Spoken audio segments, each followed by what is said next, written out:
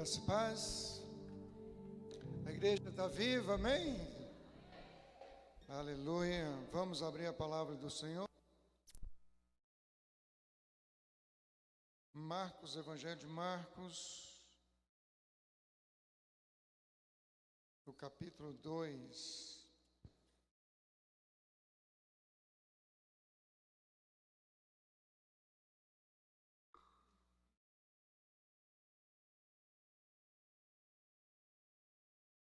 Vamos ler do 1 até o 12. E alguns dias depois entrou outra vez em Cafarnaum e soube-se que estava em casa. E logo se ajuntaram tantos que nem ainda nos lugares junto à porta eles cabiam. E anunciava-lhes a palavra. E vieram ter com ele, conduzindo um paralítico trazido por 4. E não podendo aproximar-se dele por causa da multidão, descobriram o telhado onde estava e, fazendo um buraco, baixaram o leito em que jazia o paralítico. E Jesus, vendo-lhes a fé, disse ao paralítico: Filho, perdoados estão os teus pecados. E estavam ali assentados alguns dos escribas que arrazoavam em seu coração, dizendo: Por que diz este assim blasfêmia? Quem pode perdoar pecados senão Deus? E Jesus, conhecendo logo em seu espírito que assim arrazoavam entre si, lhes disse: Por que arrazoais sobre essas coisas em vosso coração? Qual é mais fácil dizer ao paralítico: Estão perdoados os teus pecados? Ou dizer-lhe: Levanta-te e toma o teu leito e anda? Ora, para que saibais que o Filho do Homem tem na terra poder para perdoar pecados, disse ao paralítico: A ti te digo, levanta-te e toma o teu leito e vai para a tua casa. E levantou-se e, tomando logo o leito, saiu em presença de todos, de sorte que todos se admiraram e glorificaram a Deus, dizendo: Nunca tal vimos. Amém. Meus queridos, todos nós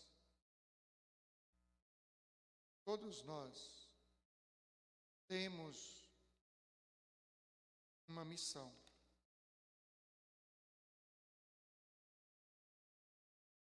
Uma vez um irmão me perguntou: Pastor, não tem aquelas pessoas que foram chamadas só para ouvir? Eu falei: meu irmão, nós não podemos nos tornar apenas ouvintes, mas praticantes da palavra. Nós não temos esse direito de sermos apenas ouvintes, precisamos ser praticantes de alguma forma. Eu não estou querendo dizer com isso que todo mundo tem que ser ou pastor ou missionário, mas tem que ser um obreiro na obra de Deus, realizando a obra de Deus de alguma forma, seja direta, seja indireta, mas eu preciso estar envolvido na missão da igreja, porque a igreja tem uma missão e eu sou parte integrante dessa igreja. Eu não sou a igreja, mas eu sou parte integrante dessa igreja. Eu sou um membro ativo e não esquecido dessa igreja. Então, todos nós temos uma missão. Um detalhe, queridos, interessante que eu vejo nesse texto aqui, algo que eu sempre tenho dito, por onde ando, por onde prego, é que Jesus, digo isso muito aqui, que Jesus está sempre cercado por multidões. Sempre.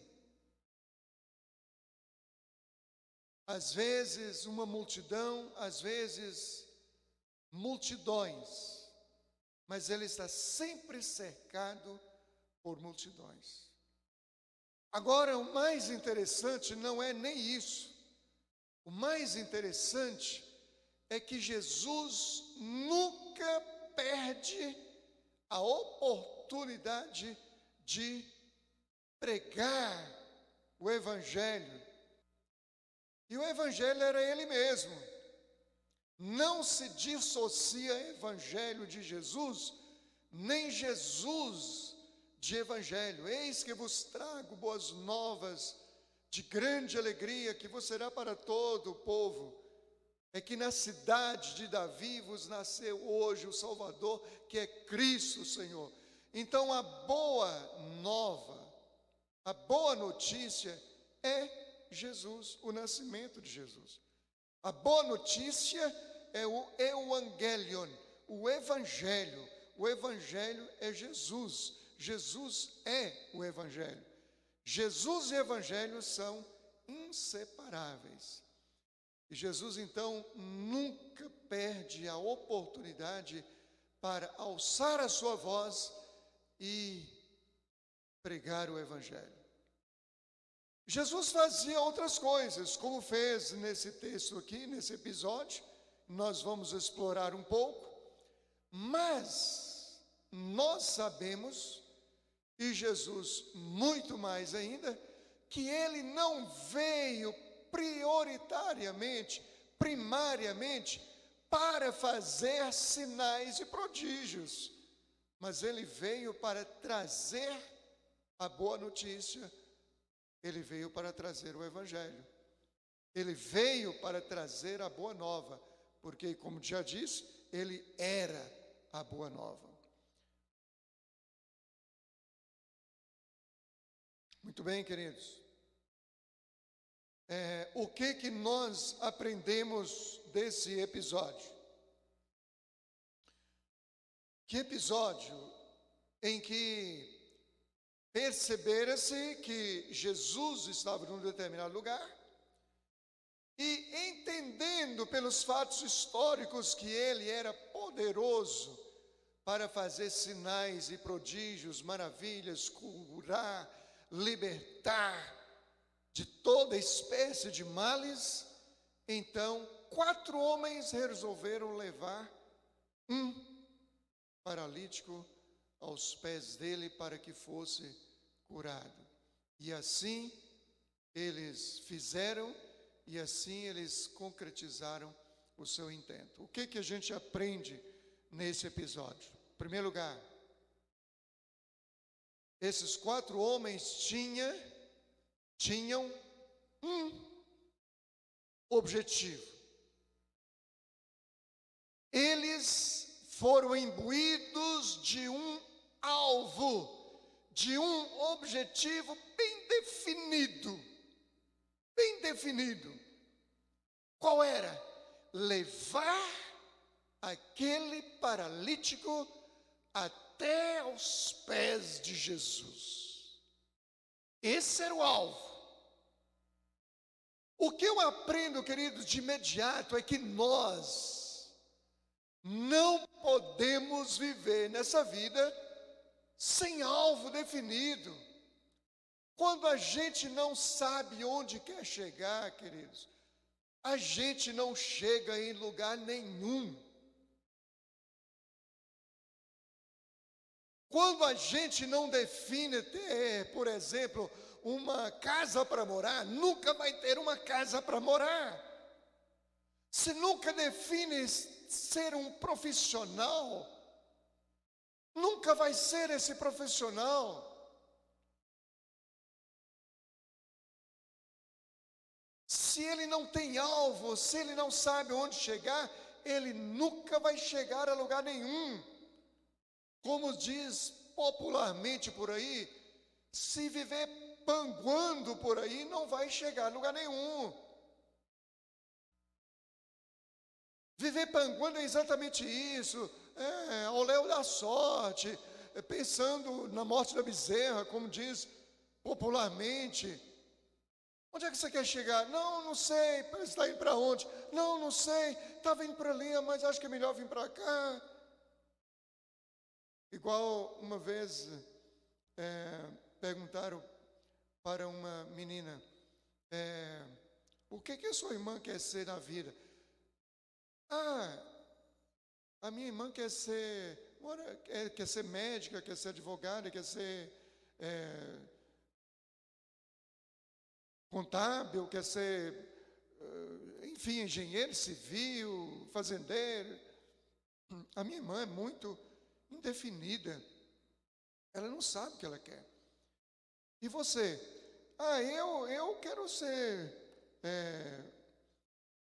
também eu quero ser médica, ou advogado, ou engenheiro, ou né, um político, um presidente da república. Não sei. Quem é mais indefinido? Sabe onde quer chegar? Se eu quero ser médico, eu tenho que obedecer um caminho. Eu tenho que fazer um curso de medicina. E eu tenho que passar no vestibular para medicina. Se é para direito, já é uma outra coisa. Se é para ciências contábeis, é outra coisa. Se é para advocacia, é outra coisa. E assim por diante, eu preciso saber onde quero chegar na minha vida particular e na minha vida espiritual. O que eu quero ser? Eu quero ser pastor, eu quero ser missionário, eu quero ser um zelador da igreja, eu quero ser um contribuinte em um diaconato, para fazer o que precisar. O que eu quero ser para servir a Deus? Eu quero apoiar, eu quero estar de joelhos no ministério da oração, da intercessão. O que eu quero ser? Como eu quero servir a Deus objetivamente? Eu preciso saber o que eu quero na vida, definir. E a primeira coisa que eu preciso definir espiritualmente é para onde eu quero ir. A primeira coisa é essa. Porque muitos hoje estão já indefinidos.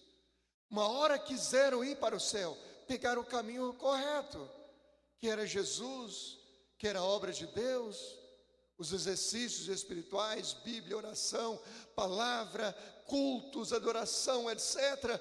Depois retrocederam. Não, acho que eu não quero mais ir para o céu, não. Não, mas eu quero ir para o céu, continuo querendo ir para o céu. Mas pegou outro caminho que não leva para o céu. Não vai chegar lá. Porque os meus alvos definem os meus caminhos. Então a primeira coisa é saber onde é que eu quero passar a eternidade. Nós temos um membro da nossa igreja lá em Macapá, queridos, e ele estava à beira da fama nacional, já sendo convidado para ir em programas famosos, tipo Raul Gil, essas coisas assim, programas nacionais. Ele era travesti, e ele era uma mulher mesmo. E um dia ele ouviu uma voz e perguntou para ele, essa voz: onde é que você quer passar a sua eternidade? E aí ele respondeu para si mesmo e para aquela voz que ele queria passar a eternidade no céu. E está lá um homem, um servo de Deus, um evangelista, ganhador de vidas. Mas ele definiu, conversei muito com ele, o testemunho dele é muito forte. Ele definiu para onde queria ir. Eu recebi uma vez, queridos, uma pessoa que queria ir para a igreja que eu era pastor, e sentou do meu lado e começou a conversar. E como eu percebi que a conversa dele não estava muito devidamente alinhada, eu dificultei um pouquinho para ver até onde ele estava definido mesmo.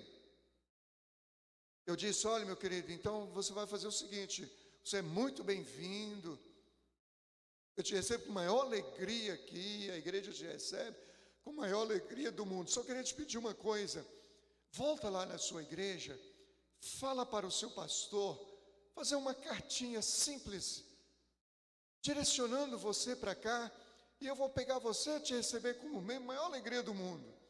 E ele pensou assim, aí falou: não, pode deixar, acho que eu vou para o inferno mesmo. Acho que no inferno não é tão ruim assim como dizem, não. E saiu, foi embora. Eu já vi outros casos similares, parecidos. Um que disse: olha, eu quero ir para o inferno.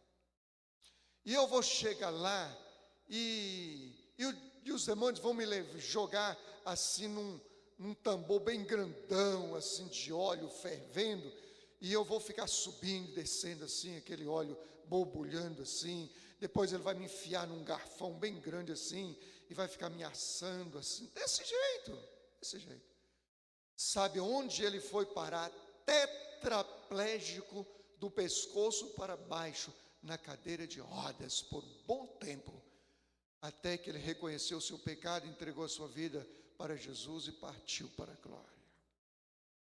Nós precisamos saber primeiro para onde queremos ir. Se queremos ir para o céu, tem um caminho.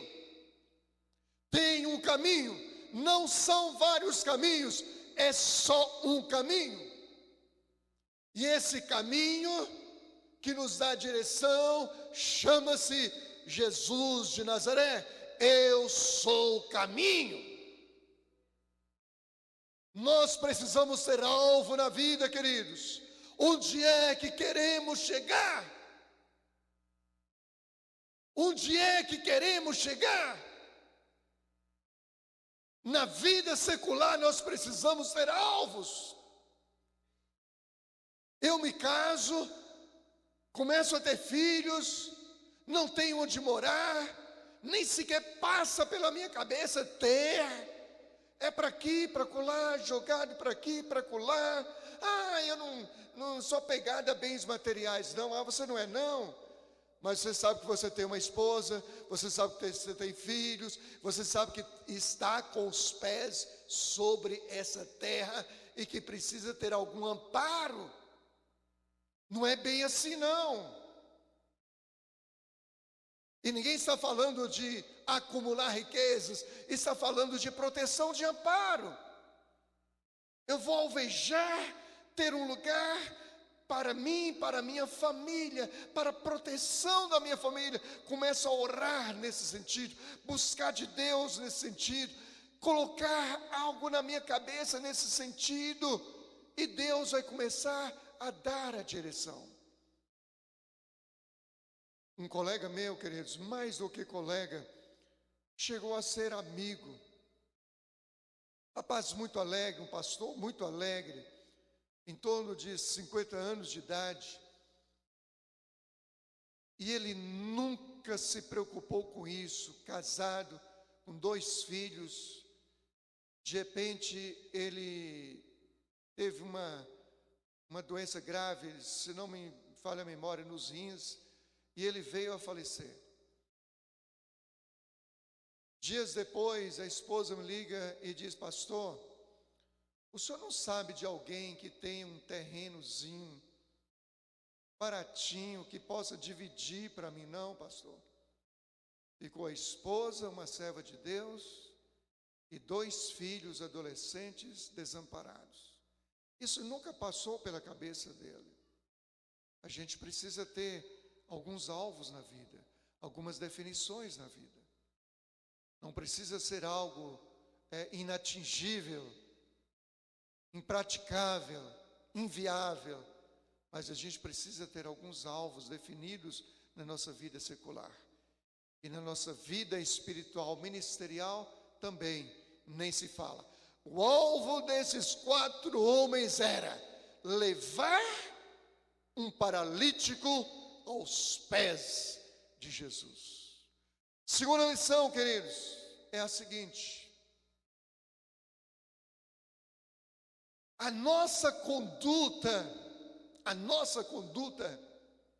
de vida precisa chegar ao nível tal que nós poderíamos chamar de superação. A superação é quando extrapola as vias normais, naturais, as vias viáveis sem muito esforço. É quando chega num determinado limite e que a gente consegue extrapolar esse limite.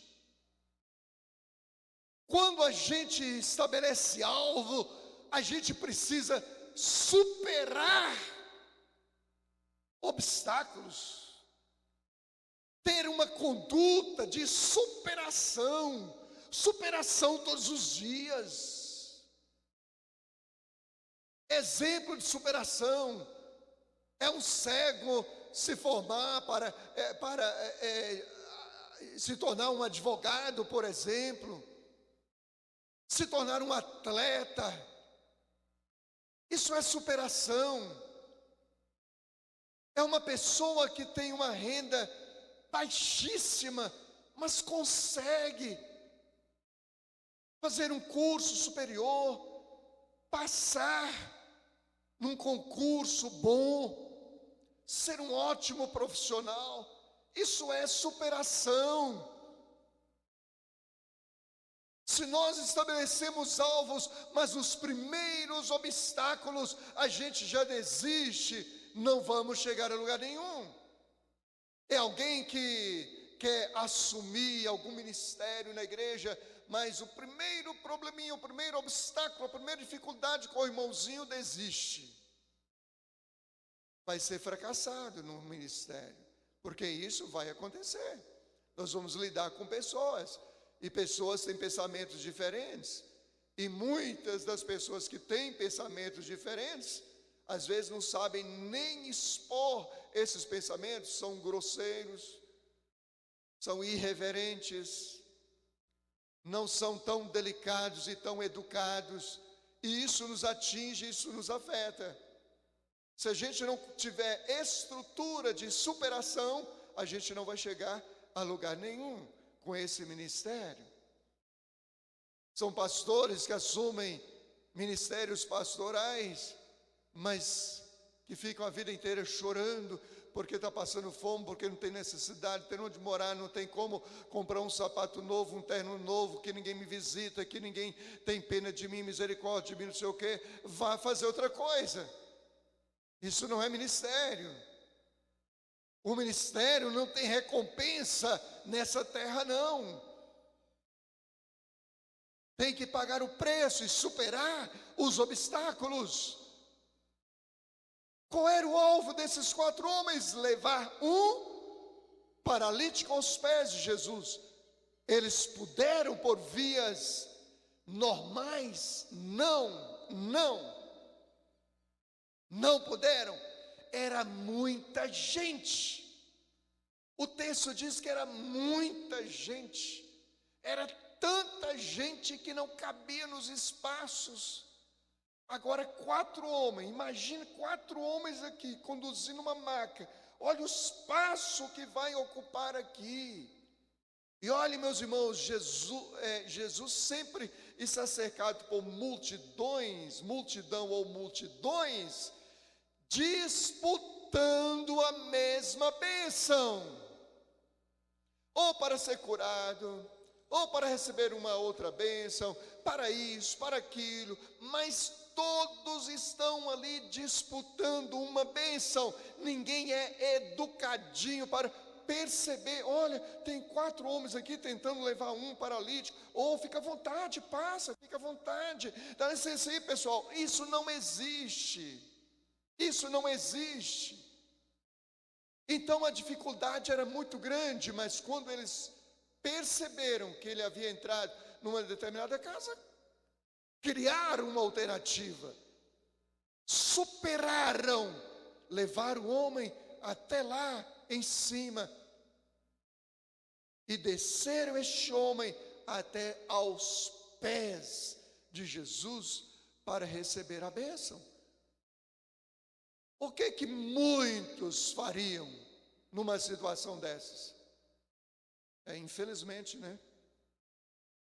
Até que tivemos boa vontade, até que tentamos, mas não deu, né? Não deu, infelizmente não deu. Pastor, eu até que iria ao culto na sua casa, mas cheguei ali, estava interrompido, tinha um buraco ali, um problema, um acidente. Infelizmente não deu, mas só tem essa rua para chegar lá. Não dá para voltar, pegar outra rua, dar uma voltazinha, um pouquinho mais difícil até chegar.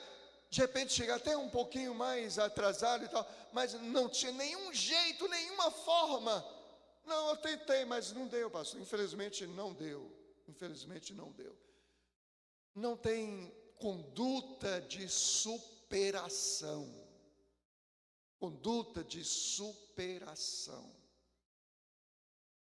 Queridos, vendo, desculpa, viu, o ilustríssimo Amanda, aqui na minha frente, eu lembrei, não pretendia nada disso aqui hoje, mas vendo ela aqui, eu lembrei.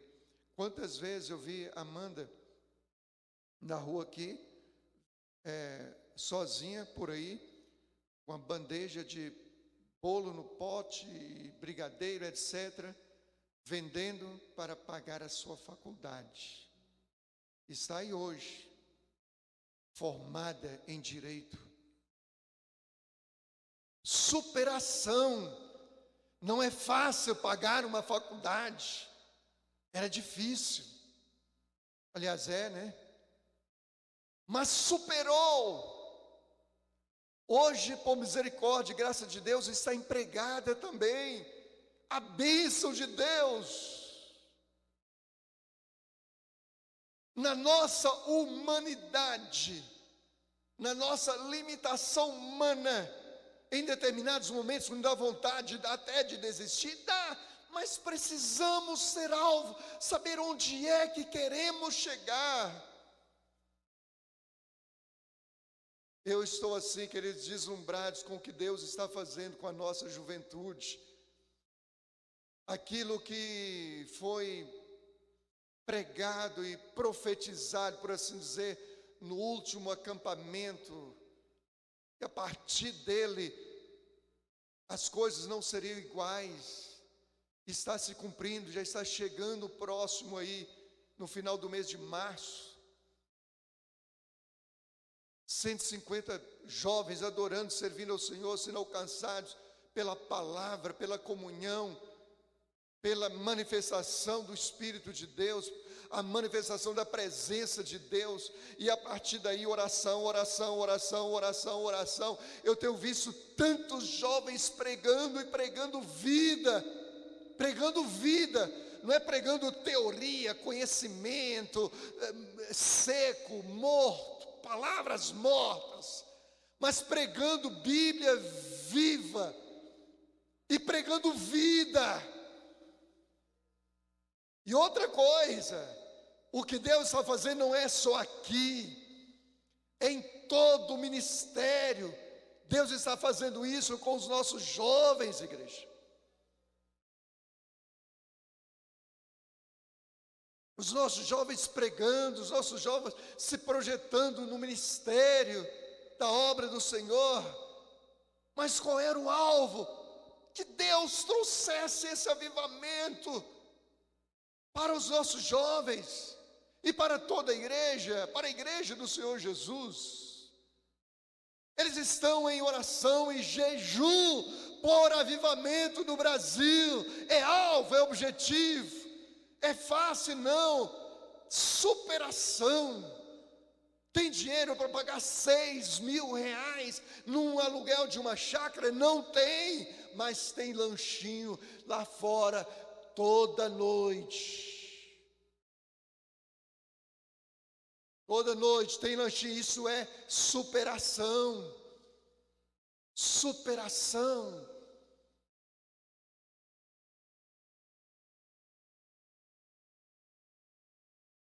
Meus queridos, essas lições que a palavra de Deus nos dá, a gente precisa aprender para vivenciar. Não é para simplesmente dizer que conhece, é para vivenciar. Uma terceira lição que nós tiramos aqui, queridos, é que muitas, eu não vou dizer dezenas, centenas ou milhares de pessoas ali esbarrando em Jesus. Eu vou me limitar a dizer multidão esbarrando em Jesus, ao lado de Jesus. Mas a grande pergunta é: estamos ao lado de Jesus? A questão não é essa apenas. Estamos ao lado de Jesus. Nós estamos ao lado de Jesus. A grande questão é: o que é que estamos fazendo ao lado de Jesus? Estamos simplesmente esbarrando nele, movidos pela influência da multidão, está todo mundo indo atrás, eu vou também. Estou atrás da restauração das minhas vistas, estou atrás da recuperação das minhas pernas,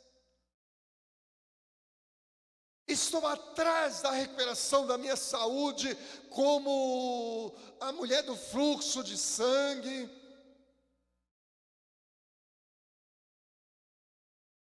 O que é que eu estou fazendo do lado de Jesus? Um mero espectador das suas pregações e dos seus sinais e prodígios? O que é que eu estou fazendo do lado de Jesus? Todas essas coisas, queridos, elas podem ser, sim, muitamente oportunas. Claro, se eu não estou enxergando, eu quero tocar em Jesus para enxergar. Se estou como uma mulher do fluxo de sangue, vou querer tocar na orla da veste dele para eu ficar sarada. Se eu sou leproso dos pés à cabeça, eu quero a misericórdia, a graça dele para eu ser curado. Nenhum problema nisso. Só que tinha uns homens aqui, queridos, uns ilustres teólogos aqui, que estavam do lado de Jesus, para quê? Para criticá-lo, observá-lo e criticá-lo, simplesmente. Quando Jesus falou do perdão dos pecados daquele homem, eles começaram a cochichar entre si. Quem é esse aí? Está dizendo que perdoa pecado. Quem é ele para perdoar pecado? Só quem perdoa pecado é Deus, mais ninguém. Queridos, queridos, se Jesus viesse hoje em qualquer igreja local, em qualquer púlpito de qualquer igreja local, sem se identificar que ele era Jesus, e ele fizesse determinadas coisas que ele fez na sua história terrena, meus queridos, se ele fosse um candidato a pastor de determinadas igrejas por aí, e ele fizesse o que ele já fez na sua história terrena, ele seria deposto no dia seguinte. No mesmo dia, os escribas e fariseus já iriam fazer uma reunião com ele, despedi-lo. e muitos outros iriam cochichar, arrazoar entre si, concordando que é um baita de um herege. O que estamos fazendo do lado de Jesus? Recebendo os seus ensinamentos, recebendo da essência dele, do que ele é, do que ele pode fazer sem nenhum problema, mas é só isso? Queremos só os seus benefícios ou queremos ele, a pessoa dele, a essência dele? Quero que ele me cure, tudo beleza, mas se ele não curar, eu continuo querendo ele. É assim? O que eu estou fazendo do lado de Jesus? Qual a minha motivação para estar do lado de Jesus? Qual a minha motivação de estar aqui hoje, nesse lugar? Qual a minha motivação de ser crente? Qual a minha motivação de ser evangélico? Qual a minha motivação de ser cristão? Qual a minha motivação? A minha motivação é Cristo ou é o que Ele pode fazer por mim? É uma pergunta que precisa ecoar nos nossos ouvidos e nos moldar à motivação correta. Uma quarta e penúltima lição, queridos, é que Jesus, ele provou que ele podia perdoar. Ele tinha poder para perdoar. Só que ele fez uma coisa interessante.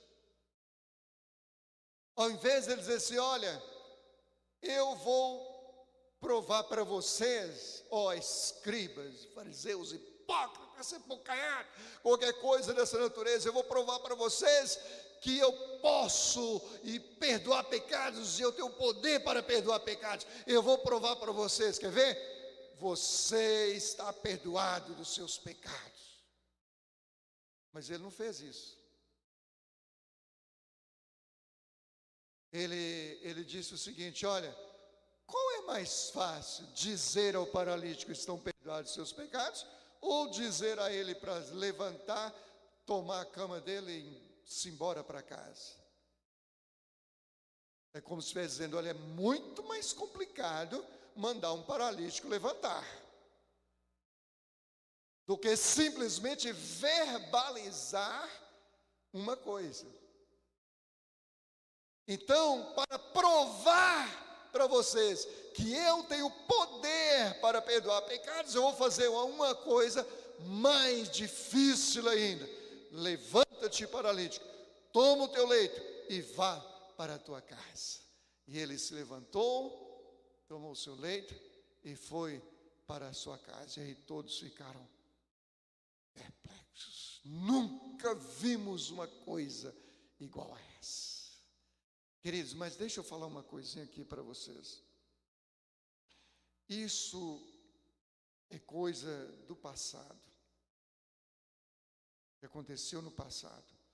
Mas só que esse Jesus, ele não é do passado, ele é de hoje também.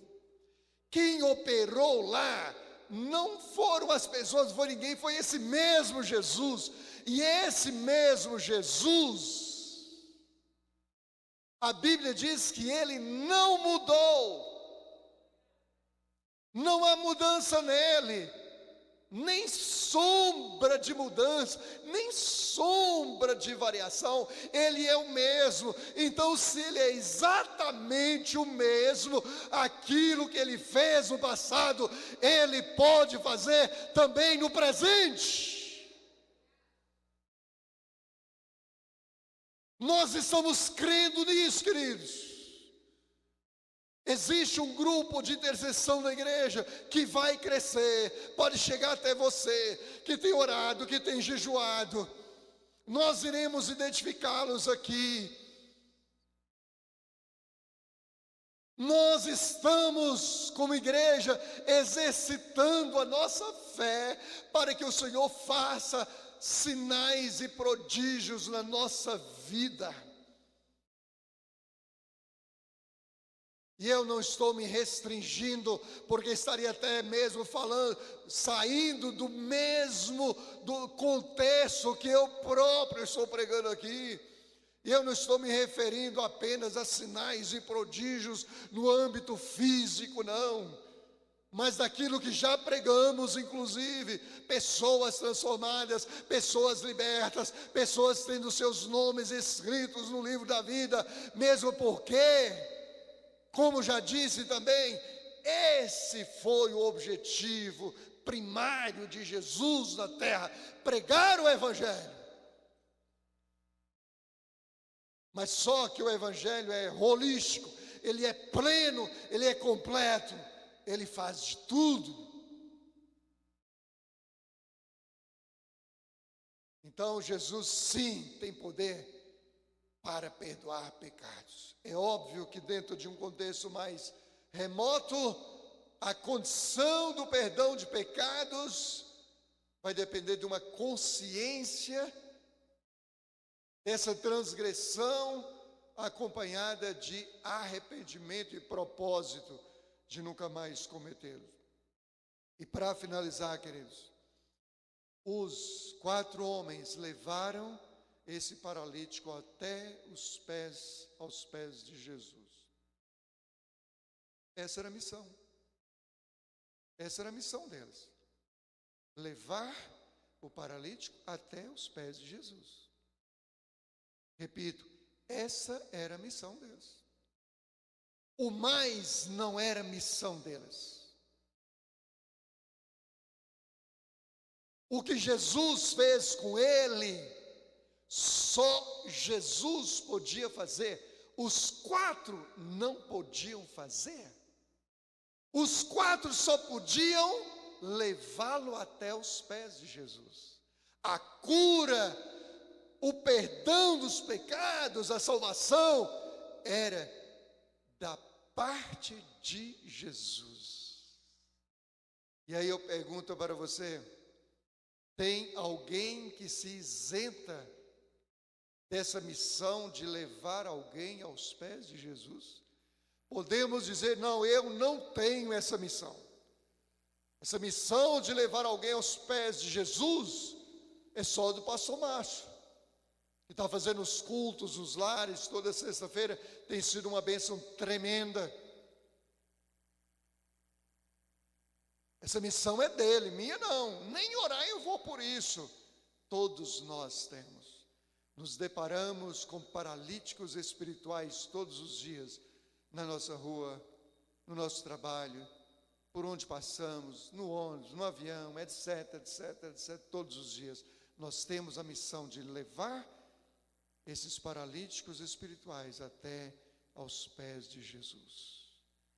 E para finalizar, queridos, eu queria fazer uma pergunta e os irmãos não irão me responder.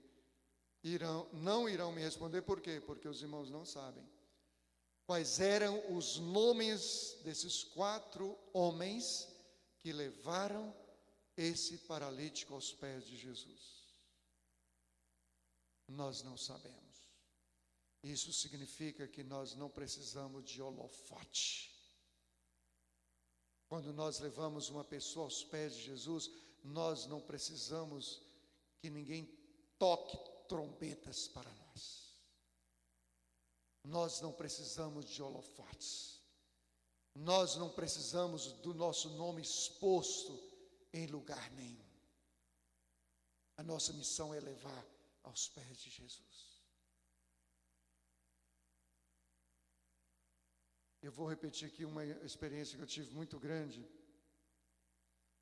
Quando alguém chegou para Moody, depois de um culto abençoado na igreja dele, e disse: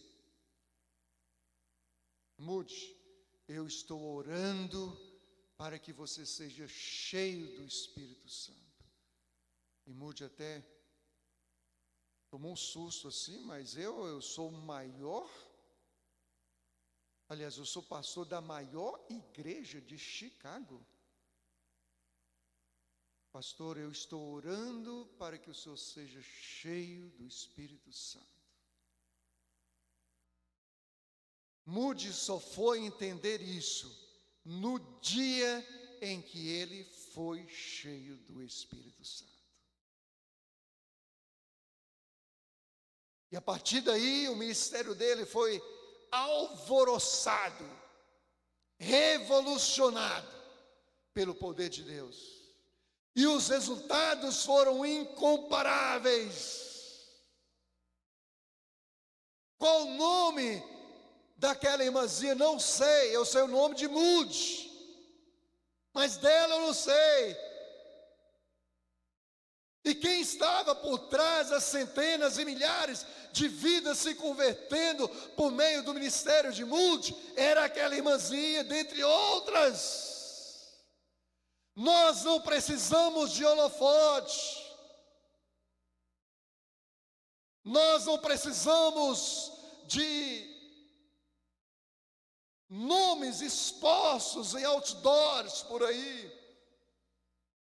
A nossa missão é levar essas vidas aos pés do Senhor,